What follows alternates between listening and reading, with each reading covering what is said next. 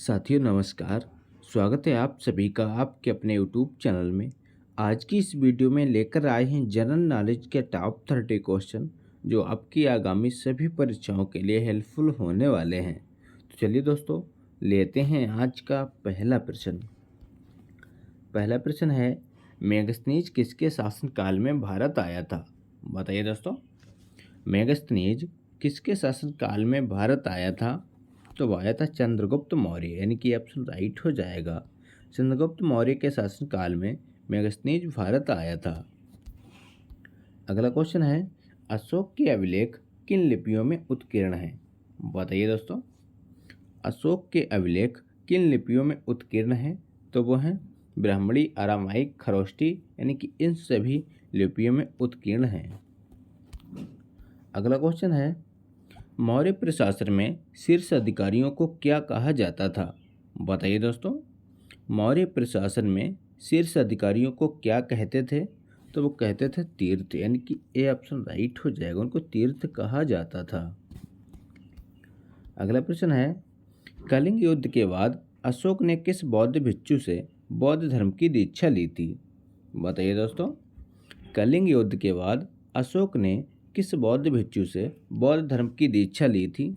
तो वो ली थी उपगुप्त से, यानी कि डी ऑप्शन राइट हो जाएगा।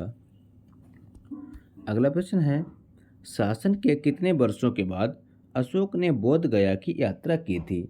बताइए दोस्तों, शासन के कितने वर्षों के बाद अशोक ने बोध गया की यात्रा की थी? तो वो की थी 10वें वर्ष, यानी कि ये ऑप्शन राइट हो जाएगा। 10वें वर्ष में बोध गया की यात्रा की थी। अगला प्रश्न है, राजकीय टकसाल के अधिकारी को क्या कहा जाता था? बताइए फ्रेंड्स, राजकीय टकसाल के अधिकारी को क्या कहते थे? तो वो कहते थे लक्षणाध्यक्ष, यानी कि सी ऑप्शन करेक्ट हो जाएगा, उसको लक्षणाध्यक्ष कहा जाता था। अगला प्रश्न है, सुदर्शन झील का जीर्णोद्धार किस शासक ने करवाया था? बताइए फ्रेंड्स, इंपॉर्टेंट क्वेश्चन है। सुदर्शन झील का जीर्णोद्धार किस शासक ने करवाया था? तो वो करवाया था रुद्रदामन, यानी कि बी ऑप्शन राइट हो जाएगा। अगला प्रश्न है, गांधार एवं मथुरा शैली का विकास किसके शासनकाल में सर्वाधिक हुआ? बताइए दोस्तों, गांधार एवं मथुरा शैली का विकास किसके शासनकाल में सर्वाधिक हुआ था? तो हुआ है कनिष्क के शासनकाल में, यानी कि सी ऑप्शन राइट हो जाएगा। कनिष्क के शासनकाल में गांधार एवं मथुरा शैली का विकास सर्वाधिक हुआ है। अगला क्वेश्चन है, दक्षिण के चेर वंश का प्रतीक था? बताइए दोस्तों, दक्षिण के चेर वंश का प्रतीक था, तो वो था धनुष, यानी कि सी ऑप्शन करेक्ट हो जाएगा। दक्षिण के चेर वंश का प्रतीक धनुष था, याद रखिएगा। अगला प्रश्न है, प्राचीन चोल वंश का संस्थापक किसे माना जाता है? बताइए दोस्तों, प्राचीन चोल वंश का संस्थापक किसे माना जाता है? तो मानते हैं कार्यकाल को, यानी कि ऑप्शन राइट हो जाएगा। प्राचीन चोल वंश का संस्थापक कार्यकाल को माना जाता है। अगला प्रश्न है, किस पांड्य शासन ने रोमन सम्राट अगस्टस के दरबार में अपना दूत भेजा था? बताइए दोस्तों, किस पांड्य शासन ने रोमन सम्राट अगस्टस के दरबार में अपना दूत भेजा था? तो वो भेजा था नैंडो जेलियन, यानी कि बी ऑप्शन राइट हो जाएगा। अगला क्वेश्चन है, पांड्य राजवंश की राजधानी कहाँ थी? बताइए दोस्तों, पांड्य राजवंश की राजधानी कहाँ थी? तो वो थी मदुरई में, यानी कि सी ऑप्शन करेक्ट हो जाएगा। पांड्य राजवंश की राजधानी मदुरई में थी, याद रखिएगा। अगला क्वेश्चन है, चीनी लेखक फहान ने किसके शासनकाल में भारत की यात्रा की? बताइए फ्रेंड्स, चीनी लेखक फहान ने किसके शासनकाल में भारत की यात्रा की थी? तो वो की है चंद्रगुप्त द्वितीय, यानी कि बी ऑप्शन करेक्ट हो जाएगा। चंद्रगुप्त द्वितीय के शासनकाल में चीनी लेखक फहान ने भारत की यात्रा की थी। किस गुप्त शासक को भारत का नेपोलियन कहा जाता था? बताइए दोस्तों, वेरी वेरी इंपॉर्टेंट क्वेश्चन है। किस गुप्त शासक को भारत का नेपोलियन कहा जाता है?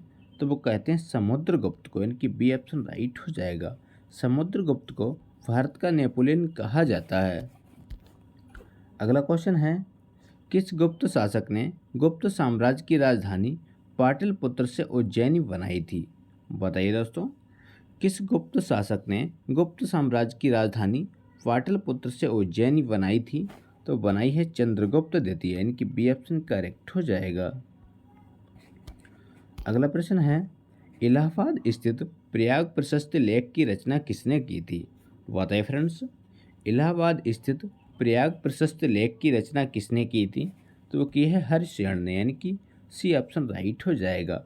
वेरी वेरी इंपॉर्टेंट क्वेश्चन है, याद रखिएगा। प्रयाग प्रशस्ति लेख की रचना हर्षण के द्वारा की गई। अगला प्रश्न है, हूणों के आक्रमण से भारत की सुरक्षा करने का श्रेय किस गुप्त शासक को जाता है? बताइए फ्रेंड्स, हूणों के आक्रमण से भारत की सुरक्षा करने का श्रेय किस गुप्त शासक को जाता है? तो वह स्कंदगुप्त, यानी कि डी ऑप्शन राइट हो जाएगा। अगला क्वेश्चन है, सूर्य सिद्धांत नामक ग्रंथ की रचना किसने की? बताइए दोस्तों, सूर्य सिद्धांत नामक ग्रंथ की रचना किसने की?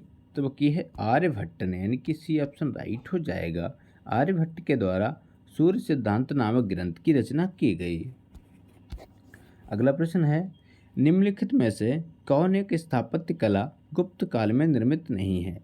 बताइए फ्रेंड्स, कौन एक स्थापत्य कला गुप्त काल में निर्मित नहीं है?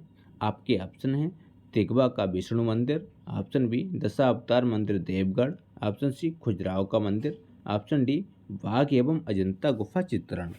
तो इस क्वेश्चन का सही जवाब है खजुराहो का मंदिर, यानी कि सी ऑप्शन राइट हो जाएगा। अगला क्वेश्चन है, गुप्त काल के किस अभिलेख में सती प्रथा का उल्लेख मिलता है? बताइए दोस्तों, गुप्त काल के किस अभिलेख में सती प्रथा का उल्लेख मिलता है? तो मिलता है एरण अभिलेख, यानी कि डी ऑप्शन राइट हो जाएगा। अगला क्वेश्चन है, हर्षवर्धन ने किस शासक को पराजित कर कन्नौज पर अधिकार किया था? बताइए दोस्तों, हर्षवर्धन ने किस शासक को पराजित कर कन्नौज पर अधिकार किया था? तो वो किया था शशांक को, यानी कि सी ऑप्शन राइट हो जाएगा। शशांक को पराजित कर कन्नौज पर अधिकार किया था। अगला क्वेश्चन है, कश्मीर के मार्तंड सूर्य मंदिर का निर्माण किसने करवाया था? बताइए दोस्तों, कश्मीर के मार्तंड सूर्य मंदिर का निर्माण किसने करवाया था? तो वो करवाया था ललितादित्य मुक्तापिंड, यानी कि बी ऑप्शन राइट हो जाएगा। ललितादित्य मुक्तापिंड के द्वारा कश्मीर के मार्तंड सूर्य मंदिर का निर्माण करवाया गया।